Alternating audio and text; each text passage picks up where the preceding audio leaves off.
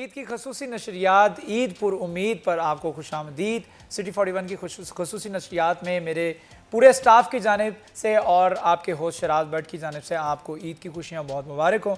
उम्मीद करते हैं कि छोटी ईद की बड़ी खुशियों को आप बड़े तरीके से सेलिब्रेट कर रहे होंगे और हमने भी इसको बड़े तरीके से सेलिब्रेट करने के लिए पूरी तैयारियाँ कर रखी हैं। हमारे साथ हमारे गेस्ट मौजूद हैं, उनका तारुफ करवाने से पहले हम रुख करते हैं हमारे किचन की तरफ। ईथम कॉलेज के हमारे शेफ़ हमारे साथ मौजूद हैं, अबू ज़र मौजूद हैं, इर्ज़ा है हमारे साथ। आज क्या बनाने जा रहे हैं ये बात करूंगा, लेकिन उससे पहले आपको ईद मुबारक। खैर मुबारक, आपको भी बहुत बहुत Eid thank you Mubarak so much. कैसी गुजर तमाम रही है? देखने वालों को भी ईद मुबारक। बहुत शुक्रिया, थैंक यू सो मच। कैसी गुजर रही है? जी हमारे ज़बरदस्त, मज़े में। अच्छी गुजर रही है जी। चले, all the best to you. आज क्या बनाने जा रहे हैं? आज बना रहे हैं अफ़गानी पुलाव। अफ़गानी पुलाव बनाएंगे जी। अफ़गानी पुलाव हैं और उसके साथ साथ बहुत लजीज होगा अफ़गानी पुलाव, क्योंकि मैंने आपकी राइस की आइटम्स इससे पहले रमज़ान में चखी है। आप राइस बहुत अच्छे बनाते हैं। आपने बिरयानी बनाई थी and that was too awesome, बहुत अच्छी बिरयानी बनाई थी। अफ़गानी पुलाव कैसे बनाया जाएगा, क्या क्या इंग्रेडिएंट्स इस्तेमाल होंगे, इस पर भी मैं आपसे गुफ्तगू करूँगा, लेकिन उससे पहले मैं अपने गेस्ट का तारुफ आपको करवा देता हूँ। हमारे साथ तशरीफ़ रखते हैं चौधरी शफीक गुज्जर साहब मेरे साथ मौजूद हैं, जो कि MPA हैं मुस्लिम लीग नून से और उसके साथ साथ जमजम टेक्सटाइल के CEO भी हैं। Thank you so much Chaudhary साहब हमें ज्वाइन करने के लिए, बहुत शुक्रिया।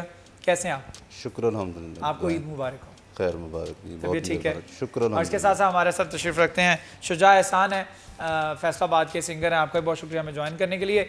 गुज्जर साहब, गुफ्तगू की आगाज़ में मैं आपसे पूछना चाहूँगा कि ईद कैसी गुजरती है, क्योंकि सियासी पॉलिटिकल फिगर्स की ईद जो होती है वो अपने हल्का अहबाब में गुजर जाती है, ज़्यादातर अपने डेरों पे गुजर जाती है। तो ईद वाकई में डेरों पे गुजरती है या वाकई फैमिली को भी टाइम दे सकते हैं? जी, बिस्मिल्लाह रहमान रहीम। सबसे पहले तो पूरी दुनिया के मुसलमानों को ईद मुबारक। और उसके बाद ये हमारी दुआ है कि ये जो आजकल वायरस के हवाले से पूरी दुनिया लॉकडाउन हो चुकी है, पूरी दुनिया में मसाइल पैदा हो चुके हैं, अल्लाह ताला इस आफत से हमारी जान छुड़ाए आमीन और इस वायरस को नेस्त व नाबूद कर दे। आमीन। असल में ये जो हकीकत है, खुशियाँ मनाने का जो हमारा मकसद होता है ना, ईद तो देखें ये एक साल बाद हमारी ईद आती है। रमज़ान मुबारक के हम रोज़े रखते हैं, उसके बाद एक बड़ी खुशी आती है हमारे लिए ईद। इसमें हमारा तो रूटीन का भी काम ये है कि हम डेरे पे बैठते हैं, लोग साइल आते हैं, वो हमें मसाइल बताते हैं, हम कोशिश करते हैं, करता तो अल्लाह ताला हल है सारे काम। लेकिन जब ईद आती है, इस वक्त तकरीबन लोग छुट्टी पे होते हैं, फिर उस वक्त वो भी लोग आते हैं जो हमें काफ़ी देर बाद मिलते हैं, वो ईद मिलने के लिए आते हैं। तो इस दफ़ा जो ईद है, मैं समझता हूँ ये जिस तरह की हमें ये पाबंदियाँ की गई हैं, जो कि हमारे लिए लाजमी है, हमारी सेहत के लिए, हमारी ज़िंदगी के लिए, इस हवाले से लोग मैं समझता हूँ अपने घरों में काफ़ी सारे ना मज़न महसूस होकर रह गए हैं। तो इसलिए ये जो ईद है तो देखें ये खुशी है, मनानी चाहिए। अल्लाह ताला का शुक्र है कि अल्लाह ताला ने हमें ईद नसीब की है, हमने रोज़े रखे हैं। तो डेरे पे लोग आते हैं, मिलते हैं, वही हमारी गपशप चलती है, चाय शाय चलती है, खाना बाना चलता है। तो सिलसिला इसी तरह जो सियासतदानों का चलता रहता है। तो बाकी ये जो ईद है, अल्लाह ताला मसलन हमारी ये दुआ है, अल्लाह ताला ईद पे ईद की खुशियाँ ही नसीब करे, क्योंकि इस वक्त जो वायरस है इसने तकरीबन पूरी दुनिया को अपनी जो लपेट में लिया हुआ है, जिसकी वजह से अरसा दराज से काम भी बंद हो गए थे लोगों के, लोगों को मसाइल काफ़ी हो गए। तो जिस वजह से ये देखें, ये थोड़े दिनों से ये जो जिस तरह बाज़ार खुले हैं, लोगों ने कोशिश तो की है, क्योंकि बच्चों के लिए ख़ास तौर पे ख़रीदारी के हवाले से जो काम होता है, क्योंकि बच्चों को इस चीज़ का अंदाज़ा नहीं है कि ये पैसे कहाँ से आते हैं, कि कौन लेके आता है, किस तरह कमाई की जाती है। उनकी तो ईद है, तो इसलिए काफ़ी सारे लोग बड़े परेशान हुए इसमें, वालिदैन, लेकिन उन्होंने कोशिश की अपनी ताकत के मुताबिक लोगों को, अपने बच्चों को ख़रीदारी करवा के दी है। तो अल्लाह ताला ये आफत को हमसे दूर करे और हमारी ईदें जो हमारी इंशाअल्लाह ताला पहले की तरह ईदें हों। और ईद तो देखें ये मैं समझता हूँ ईद ही होती है, तो अल्लाह ताला ये हम सबको मुबारक करे। ठीक है गुज्जर साहब, मैं इस पर ये भी बात करना चाहूँगा, अगर हम अपने तमाम इमोशंस को, अपनी बुरी ज़िंदगी के इमोशंस को अगर डिस्ट्रीब्यूट कर दें पूरी लाइफ में, तो उसमें से ज़्यादातर इमोशंस जो हैं वो स्ट्रेस के हैं, टेंशन के हैं, प्रॉब्लम्स के हैं, परेशानी के हैं, और ज़्यादा से ज़्यादा हम जो है ना वो एंजाइटी में गुजारते हैं। हमारी टेंशन और स्ट्रेस में ज़्यादा काम की टेंशन है, लोगों की टेंशन है, फैमिलीज़ की टेंशन है। टेंशन में ज़्यादा लाइफ गुजरती है। तो जब इस तरह के त्यौहार, जब इस तरह की खुशियाँ आती हैं, छोटी छोटी खुशियाँ आती हैं, हमें उनको भरपूर तरीके से एंजॉय करना चाहिए, क्योंकि खुशियाँ बांटने से बढ़ती हैं और तब लोगों तक फैलती हैं। तो मेरे ख्याल में हमें इस ईद को ये भी देखना चाहिए और एहतियात भी करनी चाहिए, लेकिन उसके साथ साथ खुशियों को मना भी लेना चाहिए, क्योंकि ये खुशी जो हमें बड़ी देर बाद नसीब हुई है। 3-4 महीने से हम इस पेंडेमिक के सिचुएशन में, लॉकडाउन की सिचुएशन में, इकोनॉमिक प्रॉब्लम्स में फंसे हुए हैं। तब ये एक त्यौहार आया, मेरे ख्याल में इससे हमें लोगों को एक अच्छा पैगाम देते हुए, एक अच्छा मैसेज देते हुए और एक पॉजिटिव तरीके से, एक मुस्बत तरीके से इस ईद को मनाना चाहिए। क्या कहेंगे? देखिए बिल्कुल, ये उम्मीद पे दुनिया कायम है, सीधी सी बात है। बिल्कुल। और उम्मीद हमेशा अल्लाह ताला की ज़ात से अच्छी रखनी चाहिए, और जो गम आते हैं इनको फेस करना चाहिए, जो खुशियाँ आती हैं इनको अच्छे तरीके से मनाना चाहिए, क्योंकि ये जो हमारी ईद की खुशी है ये रमज़ान मुबारक के 30 रोज़ों के बाद हमारी आती है। 29-30 रोज़े जो होते हैं हमारे, उसके बाद जब ये खुशी आती है तो तकरीबन इसमें ज़्यादातर ये बड़े छोटे बुज़ुर्ग सब जितने भी होते हैं ये इसमें शामिल होते हैं। फैमिली में आपस में मिलती हैं, फैमिलियाँ तमाम फैमिली एक दूसरे की तरफ जाती हैं, खाने होते हैं, मिलना जुलना होता है, वही चीज़ें दोबारा, यानी कि एक टाइम मिलता है लोगों को अपनी ज़िंदगी की मसरूफियत में से, ये ऐसा टाइम निकलता है जिसमें लोग एक दूसरे से मिलते हैं और अपनी खुशियाँ बांटते हैं। बिल्कुल खुशियाँ बांटनी चाहिए, और ये बड़ी खुशी की बात है कि अल्लाह ताला ने हमें ईद दी है। आने वाली ईद पे देखें, ये हमारा ये सिस्टम है, दुनिया फ़ानी है, किसी ने आना है किसी ने जाना है, तो ये जो जिसको ज़िंदगी में ईद मिलती है उसको बिल्कुल एंजॉय करना भी चाहिए। और साथ जो अपने हमसाए हैं, इधर उधर के लोग हैं, जो महल्लेदार हैं, अपने गली मोहल्लों में हैं, पाकिस्तान में कहीं भी हैं, दोस्त अहबाब अजीज़ रिश्तेदार, उनको भी इस खुशी में शामिल करना चाहिए। इनको भी इस खुशी में शामिल करना चाहिए। बहुत ज़रूरी है कि हम उन लोगों को, ख़ास तौर पे जो हमसे कम हैं, जो हमारी तरफ देख रहे हैं, इस पेंडेमिक की सूरत हाल में कई लोगों की नौकरियां चली गई, कई लोगों के बिज़नेस ठप होकर रह गए, और लेकिन उनको देखें, उनको तलाश करें।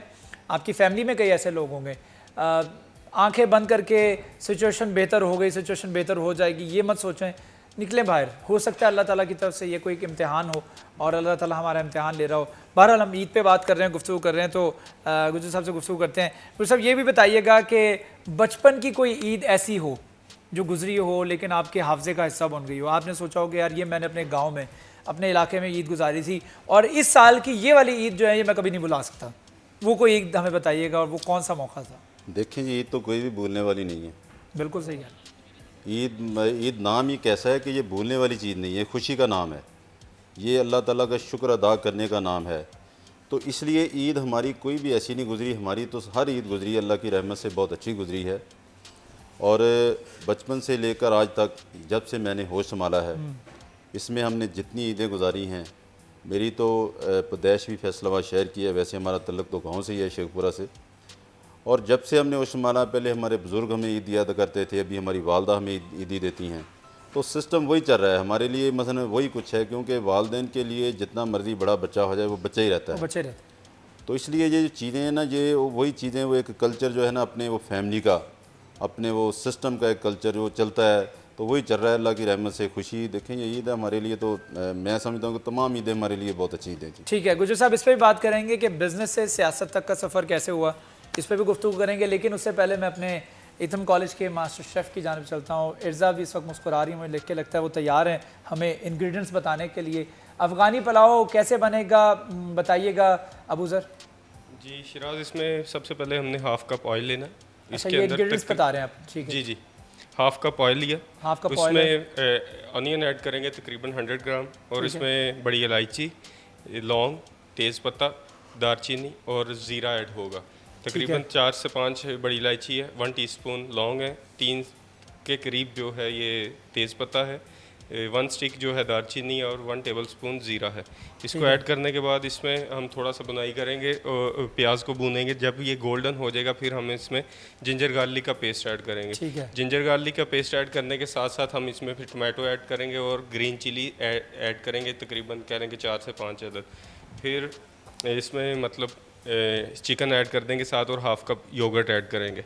इसको बुनाई करनी है थोड़ी सी। फिर हमने इसमें कितनी देर तक के लिए बुनाई करनी है? तकरीबन जब हम चिकन कह लेंगे तकरीबन आधा गल जाए, तो फिर हमने इसमें तकरीबन 1 लीटर पानी ऐड करना है। हाफ का केजी जो है इसमें मैंने राइस लिए हैं, उसको फिर हम इसमें हाफ शामिल के जी? करेंगे जी। इसमें शामिल कर देंगे। बाद में फिर हमने इसमें गरम मसाला, नमक और ज़ीरा धनिया पाउडर ऐड कर देना। तो उसके बाद फिर हम इसे दम लगाएंगे। जब पानी इसमें लेवल पे आ जाएगा तो दम लगाने के बाद फिर इसका सेपरेटली, इसके जो अफ़गानी पुलाव की स्पेशलिटी है उसमें हम इसमें कैरेट है, ये जूलियन ली है, इसमें हमने रेज़न है, पिस्ता है, बादाम है, इसको ऐड करेंगे। इसको अलग से इसकी गार्निश तैयार करेंगे और ऑयल लेकर उसमें शुगर और ये तमाम चीज़ें ऐड कर देंगे और उससे इसकी गार्निश बनाएंगे, जो बाद में इसका दम खोलने के बाद इसके अंदर भी शामिल करेंगे और बाद में ऊपर इससे मतलब इसकी प्रेजेंटेशन भी करेंगे। मुझे तो आपकी गुफ्तगू सुन के जो है ना वो भूख चमक गई मेरी। तो ये कितनी देर में तैयार होता है वैसे? बस जो ये आपने कह लेंगे इंग्रेडिएंट्स बताए हैं मुझे लग रहा है कि बहुत ज़्यादा काफ़ी लंबा तकरीबन कह लेंगे इसको तकरीबन आधा घंटा इसको रिक्वायर होगा। ठीक है, कितनी देर? आधा घंटा। आधा घंटा 30 मिनट। चलें हम गुफ्तगू करते हैं, इतनी देर में आप तैयार करें इसको, ठीक है? All the best to you, thank you so much. Afghani pulao तैयार हो रहा है जी। तब तक हम एक छोटा सा गाना सुन लेते हैं। हमारे साथ तशरीफ़ रखते हैं शुजा। शुजा, कौन सा गाना सुनाएंगे?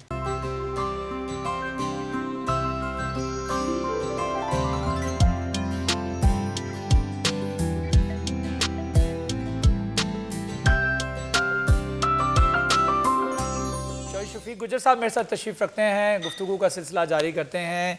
ब्रेक से पहले हम गुफ्तगू कर रहे थे पेंडेमिक के हवाले से, कोरोना वायरस के हवाले से, ईद किस तरह मनानी है इस हवाले से, ईद मनाई किस तरह जाती थी इस हवाले से भी, और शुजात ने गाना सुनाया, बड़ा अच्छा गाना माशाल्लाह, बड़ा ज़बरदस्त। आपने लगता है एल्बम पूरा तैयार कर लिया है।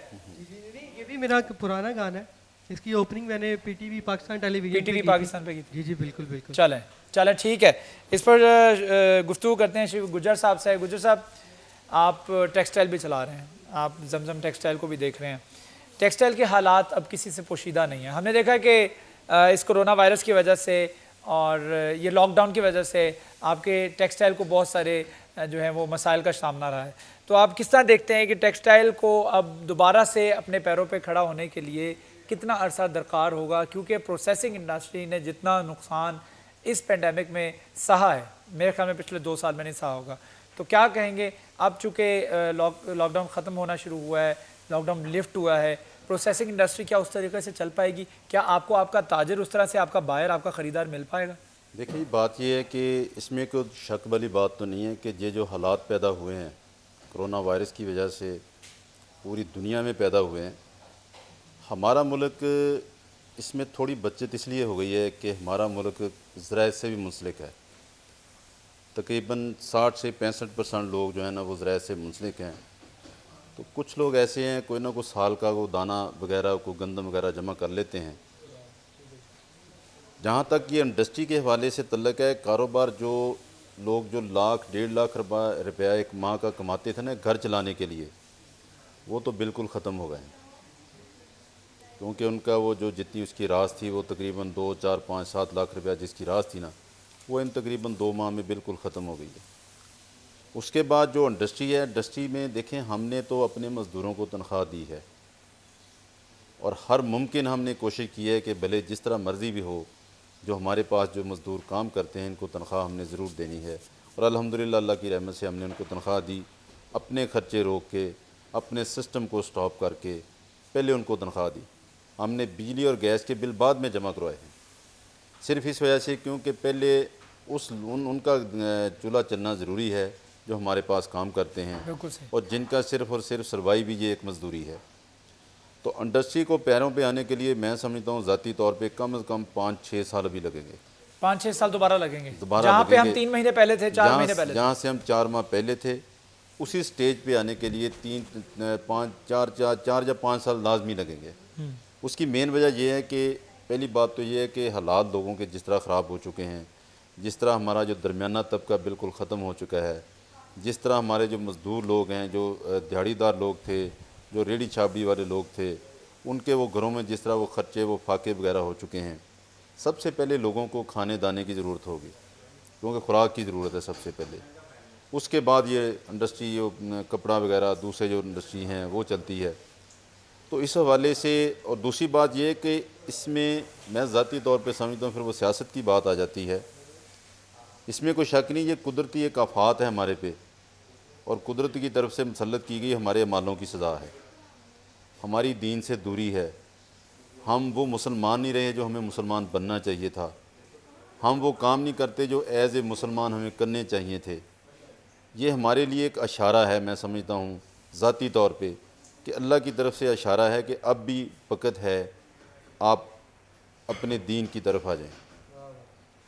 तो हमें आना भी चाहिए, क्योंकि अब ये ज़रूरी है। जब तक पूरी दुनिया के मुसलमान मुत्तहिद नहीं होंगे और अपने दीन पे उसी तरह मुत्तफ़िक और मुत्तहिद नहीं होंगे, तो ये दुनिया हमें इसी तरह बखेर देगी। इसलिए हमें अपने दीन पे मजबूत होना और ईमान की सलामती हमारा होना बहुत ज़रूरी और है, मौका भी दिया है हमें और इस अल्लाह कोविड ताला ने हमें मौका दिया है। तो इसी वजह से ये जो मसलन सिस्टम है, ये काम तो चलते रहेंगे। देखें, काम है, अल्लाह ताला ने रिज़्क़ देना, अल्लाह ताला ने वादा किया है, ये सबको इंशाअल्लाह ताला मिलेगा। वो जितना किसी की किस्मत में उसको मिलना है, ये हमारा ईमान है और हमारा ईमान मजबूत होना चाहिए। बाकी जो एज ए इंडस्ट्री है, यकीन करें अगर इसमें ये जो बाद में जो गवर्नमेंट ने किया है, ये पहले कुछ इस तरह के मामला कर लेती ना, एकदम लॉकडाउन करने की बजाय, क्योंकि जब एकदम लॉकडाउन हो गया तो तमाम मार्केटें बंद हो गई। हमारा तल्लक तमाम मार्केटों से होता है। जब मार्केटें बंद हो गई तो हमारा जो पैसा वो तमाम मार्केट में स्टॉप हो गया। अच्छा, इंडस्ट्री को खुलने की इजाज़त मिली थी कोई 10 दिन पहले, 15 दिन पहले, और उस इंडस्ट्री में टेक्सटाइल इंडस्ट्री ने अपने फैक्ट्रियाँ खोल ली, उन्होंने अपने पुराने ऑर्डर्स मुकम्मल करना शुरू कर दिए, लेकिन प्रोसेसिंग इंडस्ट्री नहीं खुली। वो इसलिए नहीं खुली क्योंकि मार्केट्स नहीं खुली और ताजर नहीं खुला। आप तो डायरेक्ट मुंसलिक हैं ताजर के साथ। बिल्कुल, वो देखें ये बात जो है, ये जो ऑर्डर के भी जो ऑर्डर पे भी जिनके खुली है ना फैक्ट्रियाँ, वो भी ऑर्डर कहाँ जा रहे हैं, क्योंकि पूरी दुनिया में ज़रूरत तो मेडिकल के हवाले से मास्क की ज़रूरत है, ग्लव्स की ज़रूरत है। ये जो हमारी दूसरी चीज़ें, इसकी ज़रूरत किसी पूरी दुनिया में नहीं है अभी। जो ऑर्डर थे वो लोगों के बिल्कुल वो फारग हो गए, वो एक्सपोर्टर थे हमारे, उनको भी प्रॉब्लम काफ़ी हुई हैं। लेकिन ये जो 10-15 दिन काम चला है, बाद में जो मार्केट थोड़ी बहुत खुली हैं, इसमें ये इतना ज़रूर हुआ है कि कम से कम चलो इतना हुआ है कि हमारे जो मज़दूर हैं, हम उनको कुछ ना कुछ देने के काबिल हो गए हैं। क्योंकि जो मार्केट से मिला है, हम उनको कम से कम ये तो कर सकते हैं ना कि मार्केट खुली है, थोड़ी को 15 दिन 20 दिन मार्केट अगर खुली है, तो हमें थोड़े बहुत जो पैसे मिले हैं, कम से कम हम उनके खुराक के उनको पैसे देने के काबिल हो गए हैं, तो वो हमने दिए हैं। तो बात यह है कि ये मसलन जो सिस्टम है ना, ये देखें, कोई भी मुल्क है, कोई भी जगह है, वो तो बहुत तरक्की याफ्ता मुल्क है। हमारा मुल्क जिस लेवल पे है, हमें अपने मुल्क के लेवल पे हमारे हुक्मरानों को सोचना चाहिए था और उसके मुताबिक फ़ैसले करने चाहिए थे। अभी जो हमारे जो सिस्टम जो एकदम लॉकडाउन हुआ, ये किसी को इस तरह का अंदाज़ा ही नहीं था कि इस तरह का भी काम हो जाएगा हमारे मुल्क में या पूरी दुनिया में कहीं भी ऐसा काम हो जाएगा। तो जिसकी वजह से मैं समझता हूँ कि पूरी दुनिया एक लेवल पे आ गई है। बेशक दिहाड़ीदार है, बेशक इंडस्ट्रियल है, बेशक दरमियाना तबका है, बेशक किसी भी शोबे से कोई तल्लक रखता है, जब तक आपकी जेब में पैसे नहीं होंगे तो आपकी ख़रीदारी नहीं होगी। एक एहसास ज़िम्मेदारी भी आया है ना एहसास ज़िम्मेदारी लोगों आ में। गया। हमने देखा है कि इससे पहले जो लोग थे, वो किसी को जब तक कोई प्रॉब्लम नहीं आएगी, वो किसी दूसरे की प्रॉब्लम का अंदाज़ा या अदराक किस तरह से कर सकेगा। अब हमें जिस तरह से आपने बताया कि ऊपर से लेकर नीचे तक तमाम तबके के लोग जो मुतासर हुए हैं, सब लोग मुतासर और हुए। पहले जो हमारा जो होता था ना कि अभी ये रमज़ान आना है, रोज़े आते हैं, रोज़े से पहले हम अपनी कोशिश करते हैं कि ईद आनी है, ईद से पहले हम कोशिश करते हैं कि ये खर्चा हमने फ़लाँ काम के लिए निकालने, ये पैसे हमने फ़लाँ काम के लिए निकालने, यानी हर चीज़ में, हर हेड में हम पैसे रखते थे। तो उसी हिसाब से हम मार्केट से लेके आते थे और उसी हिसाब से हम अपना सिस्टम को चलाते थे। अच्छा गुज्जर साहब, इसका दूसरा पहलू भी डिस्कस कर लेते हैं। दूसरा पहलू ये है कि हमने देखा कि लोगों ने कंप्लेन की कि जी मार्केट्स नहीं खुल रही, हम मर गए, हम लुट गए, हमारा काम चला गया, हमारी नौकरियां चली गई। मार्केट्स खुलनी है, ये कुछ 4-5 दिन पहले, ईद से 4-5 दिन पहले मार्केट्स खुलना शुरू हुई हैं, तो बाज़ारों में लोगों का आप रश देखें। ये वही दुनिया जो कह रही थी कि हमारी नौकरियाँ चली गई, जो बाहर जाके निकल शॉपिंग कर रही है। तो ये एक लोगों के अंदर जो सोशल डिस्टेंसिंग वाला मामला रहा ही नहीं। तो ये लोगों की तरबियत करने की भी ज़रूरत है कि आप अपनी सेहत का तो ख्याल रखें, आप दूसरों का नहीं रख रहे तो अपना ख्याल रखें, एटलीस्ट अपने बच्चों का रखें। अगर आपको कोरोना कुछ नहीं कहता तो आपके बच्चों तक तो ट्रांसफ़र कर सकता है, आप तो कैरियर हो सकते हैं। तो इसके ऊपर लोगों की तरबियत करने की मेरे ख्याल में ज़रूरत है। क्या समझते हैं? बिल्कुल, इस पर बिल्कुल तरबियत करने की ज़रूरत है। लोगों को ये सबसे पहले गवर्नमेंट को काम ही ये करना चाहिए था। हर काम से पहले जो प्लान किया जाता है ना, सबसे पहले हिकमत अमली होती है। वो हिकमत अमली यही होनी चाहिए थी। ये जो हमने सबसे ज़्यादा जो हमने परेशान किया ना, यकीन करें कि ये जो बारहा दफ़ा देखें, एक चीज़ की एहतियात बतानी चाहिए कि हमने इस काम में एहतियात करनी है, इस बीमारी से हमने बचना है, और इसका ये तरीक़ेकार है, इसे हमने ऐसे बचना है। हमने ये तो बताया नहीं, हमने सिर्फ यही डरा दिया कि जनाब आज इतने मर गए, आज इतने मर गए, आज इतने मर गए, आज इतने मर गए। और यकीन करें, मैं ज़ाती तौर पे जो मैंने देखे हैं काफ़ी सारे ऐसे लोग, नौजवान तबका भी, उसके बाद हमारे जो बुज़ुर्ग हैं, उसके बाद जो हमारे बच्चे हैं, वो देख देख के टीवी को, यकीन करें उनके ज़हन पे ऐसा असर हुआ है, कम से कम मेरा ख़्याल है कि 10 से 15% लोग साइकी हो जाएंगे। और वो परेशानी के आलम में वो निकल नहीं रहे कि यार पता नहीं क्या हो गया, पता नहीं हम पे ये क्या गिर गया। हमेशा किसी भी बीमारी की जो दुआ है ना, उसके साथ उसको एहतियाती तदाबीर बतानी चाहिए और उसको आराम का बताना चाहिए कि इसमें आराम आएगा जी, इंशाल्लाह ताला हम इससे मुकाबला करेंगे, इसको हम फारिग करेंगे। तो ये बताने की बजाय लोगों को उम्मीद देनी चाहिए, आप ये चाहिए, तो उम्मीद नहीं दी गई। सबसे ज़्यादा जो इसी चीज़ पे जोर दिया गया, पकड़ लो जी इसको, इसको अंदर कर दो, इसको ये कर दो। अभी जो हॉस्पिटलों में जो हालात हैं, यकीन करें कोई भी आदमी अपना मरीज़ लेकर हॉस्पिटल में नहीं जाता। ठीक है, उसकी मेन वजह यह है कि जो भी जाएगा वो सबसे पहले यही कहते हैं, दूसरे मरीज़ को किसी को पकड़ते नहीं, वो कहते हैं और कोई नहीं, बस ये कोरोना का मरीज़ हमने लेना है। हाँ, बिल्कुल तो ऐसे सबसे पहले वो लोग जो भी हैं वो देखें, कोई भी है एक चीज़ आदमी वो डरता है, वो जो जिस तरह हमारे ये डबल माइंडेड हमें किया गया, कोई लेबॉर्टरी कोई टेस्ट दे रही है, एक आदमी 2 टेस्ट कराता है, 3 कराता है, उसके 3 ही आते हैं। मैंने कई लोग देखे हैं, मेरे दोस्त हैं, उनका 2 नेगेटिव आए हैं, उसके बाद 1 पॉजिटिव आ गया, हाँ, तो फिर अगला फिर नेगेटिव आ गया, जिसका पॉजिटिव आ गया वो फिर पॉजिटिव हो गया बेचारा, वो पॉजिटिव और फिर वो फंस गया, ज़हनी तौर पे वो फारिग हो गया, वो ज़हनी तौर पे भी गया, वो अपनी फैमिली से भी कट गया, उसको फैमिली से भी अलग रखा जाएगा, उसको क्वारंटाइन कर दिया जाएगा, उसको 15 दिन के लिए बिल्कुल आइसोलेट कर दिया जाएगा, लोगों से मिलने नहीं दिया जाएगा, वो दिमागी तौर पर आधा मर जाता है। बिल्कुल, तो ये मेरे ख्याल में इस चीज़ के ऊपर बहुत ज़्यादा ज़रूरत है कि तरबियत की जाए, हमारे डॉक्टर्स की भी, हमारे हेल्थ सेक्टर की भी। एक छोटा सा वक्फा लेते हैं, वक्फे के बाद दोबारा हाजिर होंगे, हमारे साथ रहिए।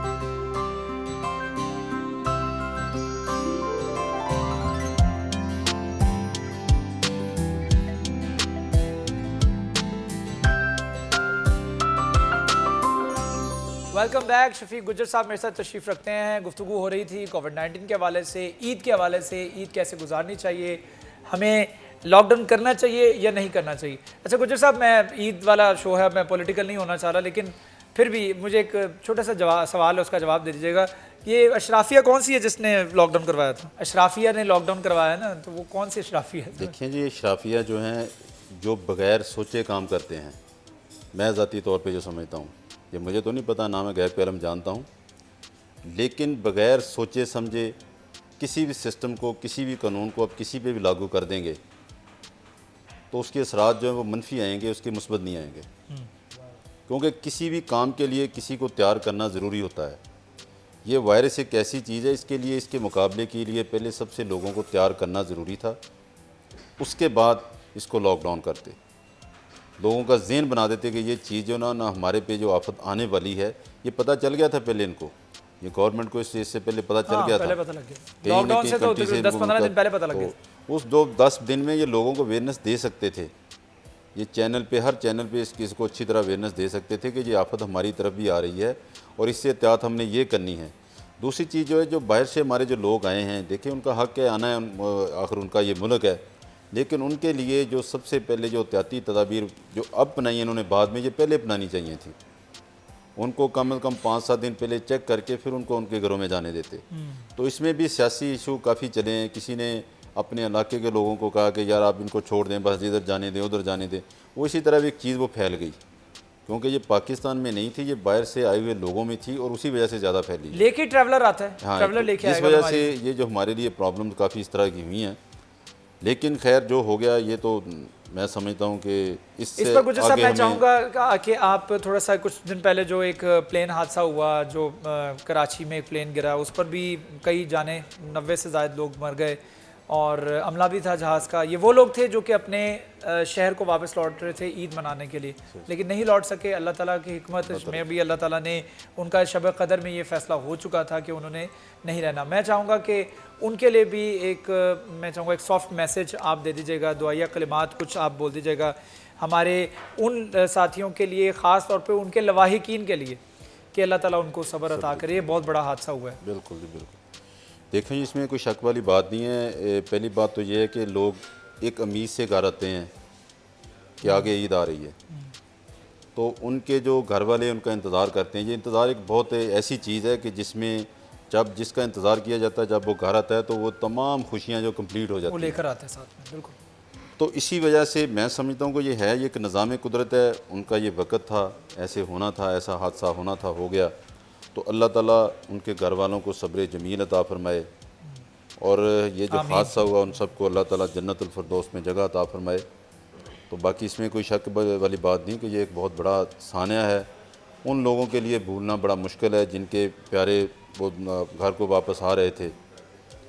तो इसके लिए तो सिर्फ आदमी एक दुआ ही कर सकता है। इसमें शफीक गुज्जर साहब, हमारे अंसार नकवी साहब जो कि हमारे चैनल का इतना बड़ा नाम और सहाफ़ती दुनिया का एक बहुत बड़ा नाम, अंसार नकवी साहब जो कि हमारे चैनल के हेड भी थे और न्यूज़ डायरेक्टर थे, वो भी इस फ़्लाइट में इस बदकिस्मती से इस फ़्लाइट में मौजूद थे।